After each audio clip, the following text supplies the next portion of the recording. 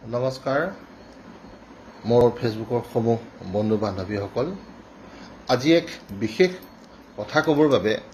মই এই ভিডিঅ'টো প্ৰস্তুত কৰিলোঁ কথাখিনি অকণ দীঘল সেইকাৰণে মই লিখি নাথাকি ভিডিঅ'টো প্ৰস্তুত কৰিলোঁ লিখি থকা হাতে হয়তো এহালিচামান হ'লহেঁতেন মই সেইবাবেই এই ভিডিঅ'টো প্ৰস্তুত কৰিছোঁ মই কালি এই ভিডিঅ'টো প্ৰস্তুত কৰিম বুলি ভাবিছিলোঁ কিন্তু কালি মোৰ বহুত ভাগৰ লাগিল যিহেতুকে আমি যোৰহাটৰ সমগ্ৰ শিল্পী সমাজ আমাৰ প্ৰাণৰ শিল্পী জুবিন গাৰ্গৰ যি আদ্যশ্ৰাদ্ধ কাৰ্যসূচী আমি জড়িত আছিলোঁ পঢ়ি শেষ হ'ল ৰাতি কালি গোটেই দিনটো ৰেষ্ট ল'লোঁ কালিয়ে এই ভিডিঅ'টো প্ৰস্তুত কৰিম বুলি ভাবিছিলোঁ ইতিমধ্যে আমি গম পাইছোঁ যে জুবিন গাৰ্গৰ মৃত্যুৰ মূল কালপ্ৰিট সিদ্ধাৰ্থ শৰ্মা চামকানু মহন্তক গ্ৰেপ্তাৰ কৰিছে ঠিক আমাৰ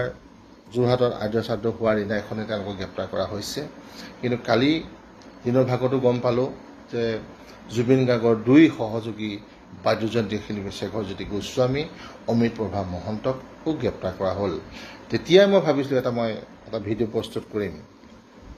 মই অমিত প্ৰভা মহন্তক চিনি নাপাওঁ তেখেতৰ মই ভালকৈ গীতো শুনা নাই তেখেতক দেখিলে মোৰ শিল্পী যেন নালাগে কণ্ঠশিল্পী যেন নালাগে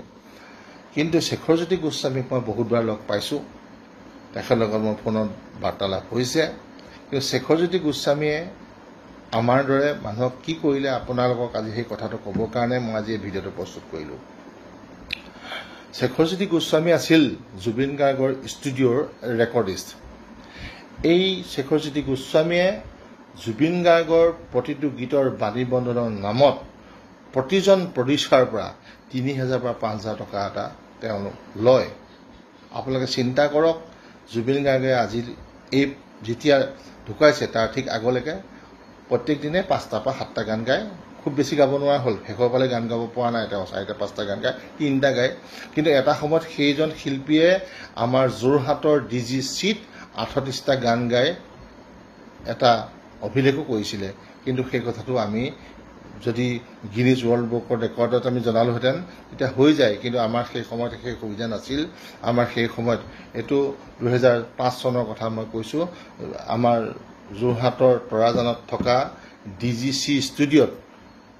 জুবিন গাৰ্গে 38টা গীত একেটা চিটিঙত গাইছিলে 3:30 বজাত সোমাইছে ৰাতি 11:30 12টা বজাত ওলাই গৈছে আমি জানো কিন্তু শেহতীয়াকৈ তেখেতৰ শাৰীৰিক সেই সক্ষমতা নাছিল শেষৰ ফালে 3টা 4টা 5টা যি গীত গায় তেওঁ গাইছিল এটা কথা আৰু ৰেকৰ্ডিষ্ট আছিলে এই শেখৰজ্যোতি গোস্বামীয়ে কি কয় যে মোৰ ঘৰ গাড়ীগাঁৱত জালুকবাৰীত তাৰপৰা ইয়ালৈ আহিলে আমাৰ দূৰ হয় এতিয়া মোক সেনে পইচা এটা দিব লাগিব ৩,০০০ বা ৫,০০০ পৰ্যন্ত পইচা এই শেখৰজ্যোতি গোস্বামীয়ে লৈছিল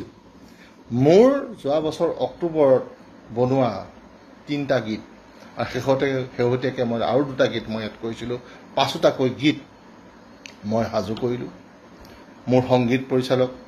অসমৰ জনপ্ৰিয় অৰূপ দত্তই কৰিছিলে গোটেইকেইটা গীত সংগীত ব্যৱস্থাপনা আপোনালোকে যদি দৰকাৰ পৰে অৰূপ দত্তৰ লগত সুধিব পাৰে অৰূপ দত্তৰ লগত যোগাযোগ কৰি কথাখিনি জানিব পাৰে আমি সমগ্ৰ দায়িত্ব শেখৰজ্যোতি গোস্বামীক দিলোঁ তাৰপিছতে শেখৰজ্যোতি গোস্বামীয়ে আমাৰ ফোন নধৰে তেওঁ ক'ব জুনত পাৰিব তেওঁ ক'ব জুলাইত পাৰিব তেওঁ ক'ব আগষ্টত পাৰিব তেওঁ ক'ব তেওঁ গা ভাল নহয় তেওঁ এতিয়া শুই আছে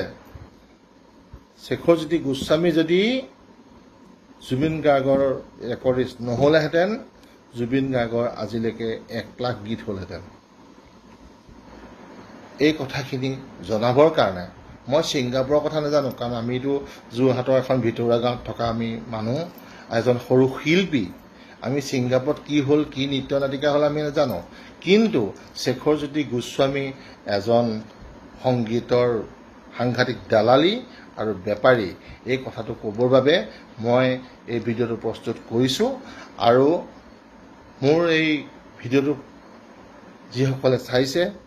যদি মোৰ কথাখিনি ভাল লাগিছে আৰু মোৰ এই যিটো দাবী যে শেখৰজ্যোতি গোস্বামীক সিদ্ধাৰ্থ শৰ্মা চামকানু মহন্তৰ দৰে এটা দৃষ্টান্তমূলক শাস্তি দিব লাগিব আৰু লাগে সেয়ে মই অসম চৰকাৰৰ ভাৰত চৰকাৰৰ ওচৰত মই এটা অনুৰোধ জনাইছোঁ যে এই কুলাংগাৰ সিদ্ধাৰ্থ শৰ্মা, শ্যামপদ মহন্ত আৰু শেখৰজ্যোতি গোস্বামীক এক দৃষ্টান্তমূলক শাস্তি দিয়ক। আৰু যদি আপোনালোক অসম চৰকাৰ, ভাৰত চৰকাৰ অপৰাধ আমাৰ অসমীয়া ৰাইজৰ মাজলৈ পঠাই দিয়ক। আমি কেনেধৰণে তেওঁলোকক শাস্তি প্ৰদান কৰিব লাগে, কেনেধৰণে মৰম চেনেহ কৰিব লাগে, আমি সকলো দিম। এই কথাখিনি ক'বলৈকে আজি এই ভিডিঅ'টো প্ৰস্তুত কৰিলোঁ। কিবা যদি ভুল হৈছে ক্ষমা কৰিব। ধন্যবাদ।